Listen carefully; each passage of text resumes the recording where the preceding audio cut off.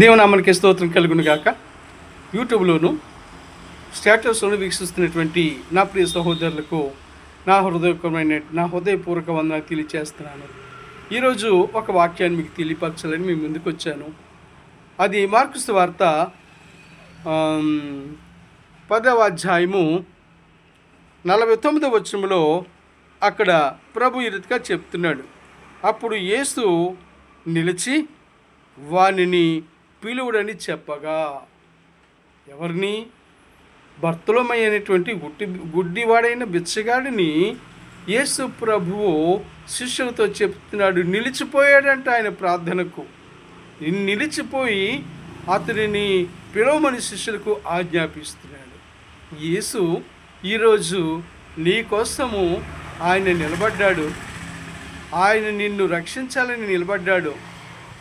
ఆ గుడ్డి భిక్షగాడికి చూపునివ్వాలని ఎలాగైతే నిలబడ్డాడో అలాగే నిన్ను కూడా రక్షించాలని, పరలోక రాజ్యం ఇవ్వాలని, నీకు స్వస్థతనివ్వాలని, నీకు ఆరోగ్యం ఇవ్వాలని, నిన్ను పరలోక రాజ్యానికి తీసుకువెళ్ళాలని కలువరి శిలువలో ఆయన ప్రాణాన్ని పెట్టి రక్తాన్ని చెందించి ఆ రక్తం ద్వారా నీ పాపములను విమోచించి నిన్ను పరలోకానికి తీసుకువెళ్ళడానికి ఆయన జీవగ్రంథంలో నీ పేరు వ్రాసుకుని పరలోక రాజ్య సంబంధిగా నిన్ను చేయడానికై యేసు ఈరోజు నిలువబడి నీతో చెప్తున్నాడు.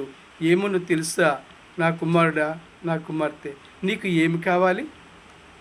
నీకు ఏమి కావలసి ఉన్నది అని ఆ గుడ్డి బిచ్చగాడిని పిలవమని అతనికి స్వస్థతను, అతనికి కంటి చూపును దయచేయాలని ఎలాగైతే ఆ యొక్క గుడ్డి బిచ్చగాడైనటువంటి ఆ బర్తలోమేని పిలిచాడో అలాగే ఈ రోజున దేవుడు నిన్ను రక్షించాలని పిలుస్తున్నాడు. ఆయన పిలుపులోకి రావాలని ఆయన పిలుస్తున్నాడు. ఆయన నిన్ను దేవుని యొక్క రాజ్యంలో చేర్చుకోవాలని ఆయన పిలుస్తున్నాడు. నేను రాబోతా ఉన్నాను, నేను ఈ భూలోకానికి రాబోతా ఉన్నాను, మధ్యాకాశానికి రాబోతా ఉన్నాను.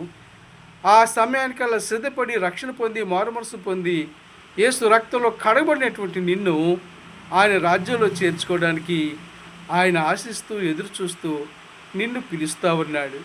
ఆయన దగ్గరికి నువ్వు వస్తే అన్నీ కూడా దేవుడు నీకు ఇస్తాడు. అంతకంటే ముందుగా నీవు ఆయన నీతిని, రాజ్యాన్ని బ్రతకాలి అని యేసుక్రీస్తు ప్రభు కోరుతూ ఈరోజు నీతో మాట్లాడుతున్నాడు. ఈరోజు నువ్వు ఏ స్థితిలో పడి ఉన్నావో, ఏ సమస్యలో ఉన్నావో, ఏ అనారోగ్యంతో బాధపడుతున్నావో వాటన్నిటినీ కూడా దేవుడు తప్పించాలంటే నీవు యేసుక్రీస్తు ప్రభుని నీ హృదయంలో చేర్చుకోవాలి.